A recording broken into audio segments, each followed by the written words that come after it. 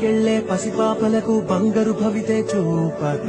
ఒక అమ్మ ఒడిలా నువ్వే మమదే పంచినావుగా బ్రతుకంతా బరువైపోయి అలసిన అవ్వ తాతకు ఇదిగో నేనున్నానంటూ చెయ్యందిస్తున్నావుగా హారే చూపే ఆలోచన ఆకలి తీర్చే నీ ఆదరణ అందరి కోసం